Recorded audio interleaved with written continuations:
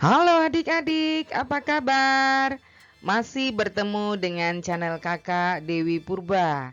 Kali ini kita akan membahas pelajaran mengenai nutrisi. Nutrisi apa saja yang dibutuhkan untuk menunjang aktivitas dan pertumbuhan manusia. Namun, sebelum kita mulai, jangan lupa like, subscribe, dan lonceng ya, agar video ini berkelanjutan terus. Coba kita perhatikan aktivitas kita sehari-hari. Hampir setiap hari kita harus belajar di sekolah, mengerjakan tugas, atau melakukan kegiatan ekstrakurikuler di sekolah. Tentu kita membutuhkan banyak energi untuk menunjang semua kegiatan itu.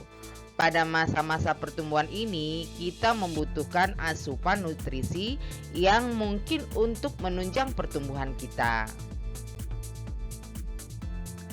Ketika kita lapar, makanan apa yang harus kita pilih? Tentu makanan yang sesuai dengan selera kita, bukan? Banyak orang-orang yang lebih mementingkan rasa suatu makanan daripada nilai gizi yang terkandung di dalam makanan. Tahukah kamu bahwa nutrisi pada makanan berperan dalam memberikan energi dan bahan untuk perkembangan, pertumbuhan, dan perbaikan sel tubuh? Nutrisi atau gizi adalah zat yang dibutuhkan makhluk hidup sebagai sumber energi, mempertahankan kesehatan, pertumbuhan, dan berlangsungnya fungsi normal pada setiap jaringan dan organ tubuh. Sebenarnya, makanan yang kita konsumsi sehari-hari harus mengandung 6 jenis nutrisi, yaitu karbohidrat, lemak, protein, vitamin, mineral, dan air. Karbohidrat, lemak, protein dibutuhkan dalam jumlah yang banyak, sedangkan vitamin dan mineral dibutuhkan tubuh dalam jumlah yang sedikit. Karbohidrat, lemak, protein, dan vitamin merupakan nutrisi organik yang mengandung karbon. Sebaliknya, nutrisi anorganik seperti air dan mineral tidak mengandung karbon. Makanan yang mengandung karbohidrat, lemak, dan protein perlu dicerna atau dipecah-pecah terlebih dahulu oleh tubuh. Sedangkan air, vitamin, dan mineral dapat diserap langsung oleh sel-sel tubuh.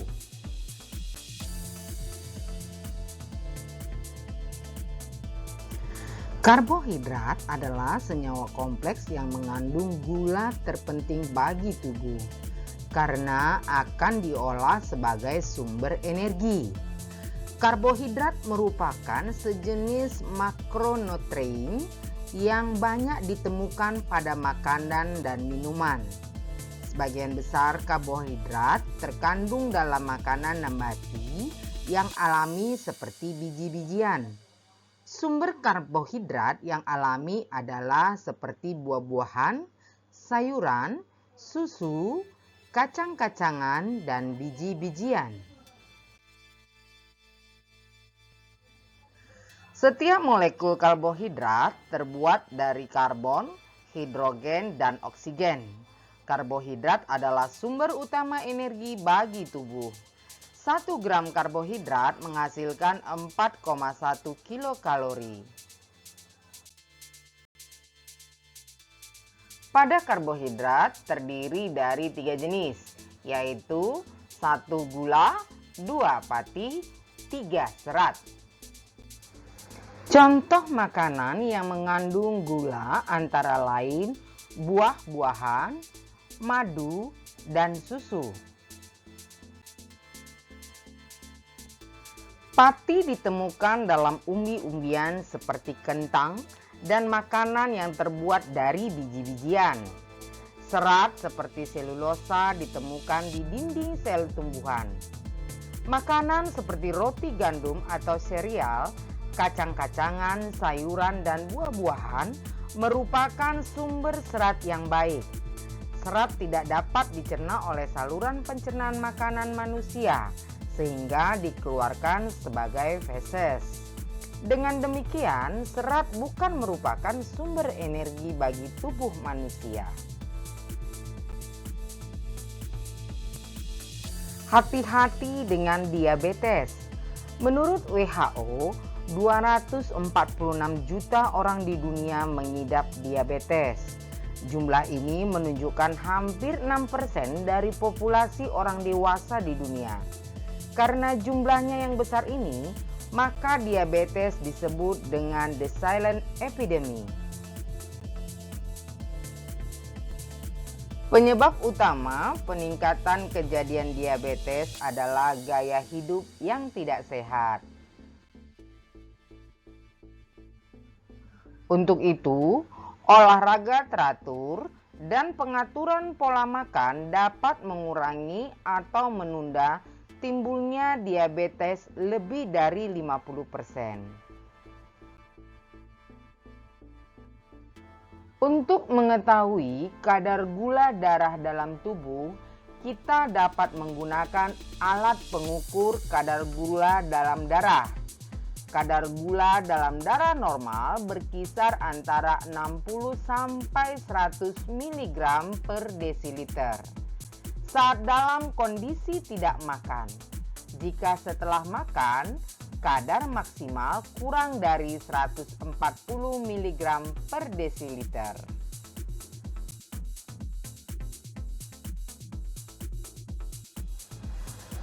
Lemak atau lipid diperlukan tubuh karena menyediakan energi sebesar 9,3 kilokalori per gram, melarutkan vitamin A, D, E, dan vitamin K, serta menyediakan asam lemak esensial bagi tubuh manusia. Selama proses pencernaan, lemak dipecah menjadi molekul-molekul yang lebih kecil, yaitu asam lemak dan gliserol. Lemak merupakan unit penyimpanan yang baik untuk energi. Kelebihan energi dari makanan yang kita makan akan diubah menjadi lemak dan disimpan untuk digunakan di lain waktu. Berdasarkan struktur kimianya, lemak terdiri dari dua, yaitu lemak jenuh dan lemak tak jenuh. Lemak tak jenuh biasanya cair pada suhu kamar. Minyak nabati serta lemak yang ditemukan dalam biji adalah lemak tak jenuh. Sedangkan lemak jenuh biasanya pada suhu kamar, ditemukan dalam daging, susu, keju, minyak kelapa, dan minyak kelapa sawit. Lemak jenuh yang berlebihan dapat meningkatkan kolesterol darah yang dapat menyebabkan penyakit jantung atau stroke.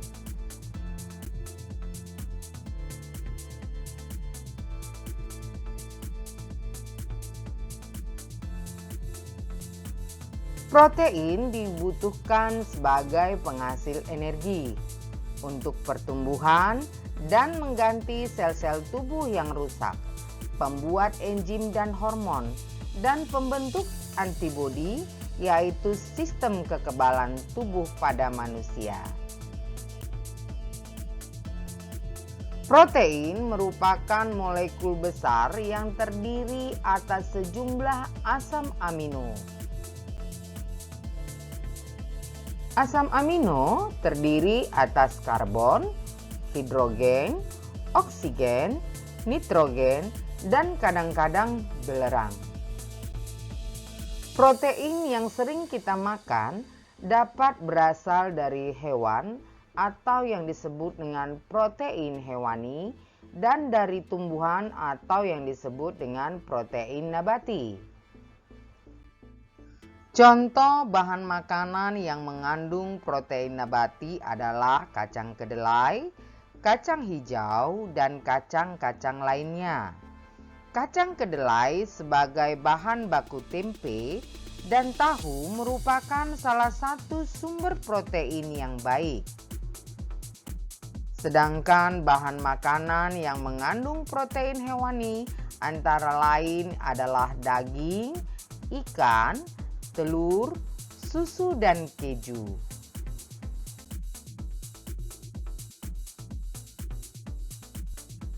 Masih ingatkah kamu bahwa vitamin dibutuhkan tubuh dalam jumlah sedikit? Walaupun dibutuhkan dalam jumlah sedikit, namun harus ada. Karena vitamin diperlukan untuk mengatur fungsi tubuh dan mencegah beberapa penyakit.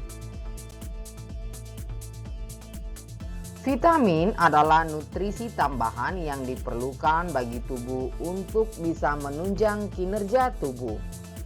Umumnya vitamin berasal dari makanan dan buah-buahan yang bersifat organik. Tubuh manusia membutuhkan vitamin.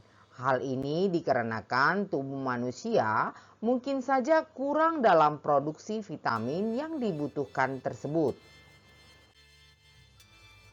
Salah satu fungsi vitamin adalah membantu mengatur metabolisme, mencegah penyakit kronis seperti penyakit jantung dan kanker, dan untuk memelihara nafsu makan, serta kesehatan mental dan kekebalan tubuh. Vitamin dikelompokkan menjadi dua, yaitu 1 vitamin yang larut dalam air, 2 vitamin yang larut dalam lemak. Vitamin yang larut dalam air yaitu vitamin B dan vitamin C.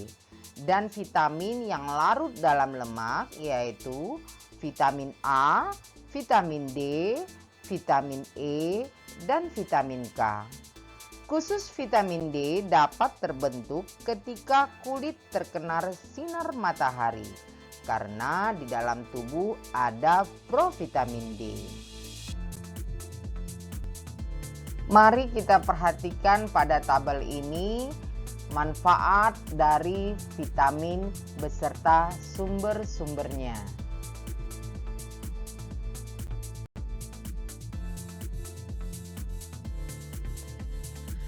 Mineral memiliki peranan yang sangat penting di dalam tubuh manusia karena berperan untuk membantu pembentukan tulang dan darah, mendukung sistem endokrin, serta menjaga fungsi saraf.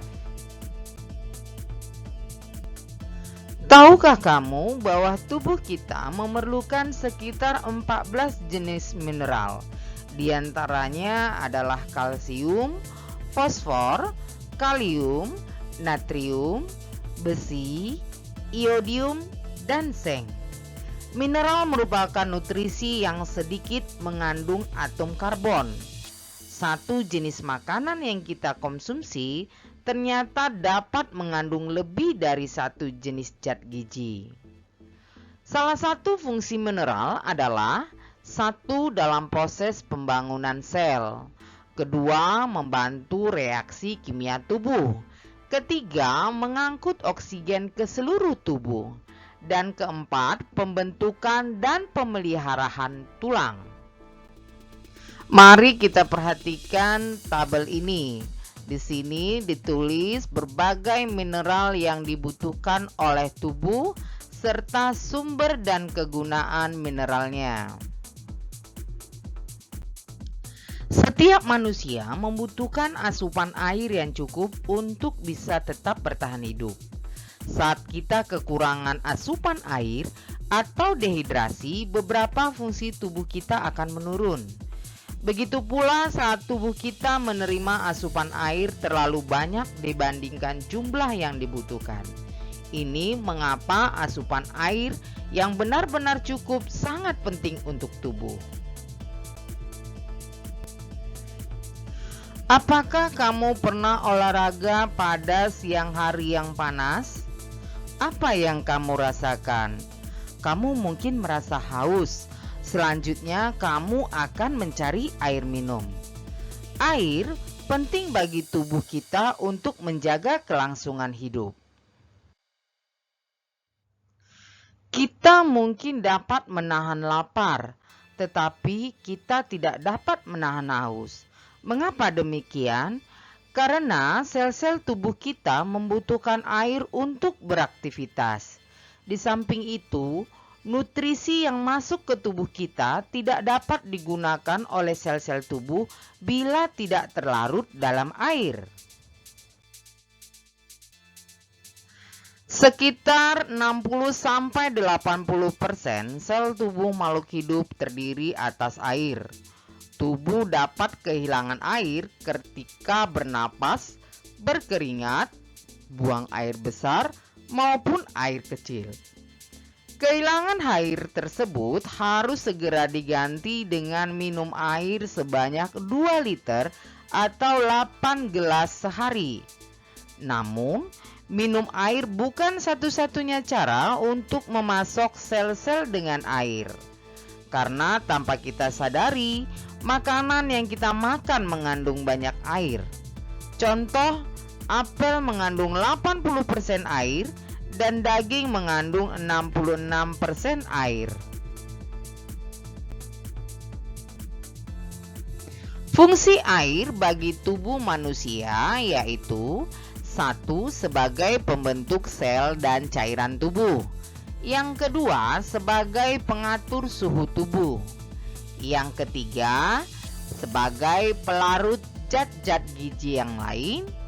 Keempat, membantu proses pencernaan makanan, pelumas dan bantalan, serta media transportasi. Dan yang kelima adalah sebagai media pengeluaran sisa-sisa metabolisme.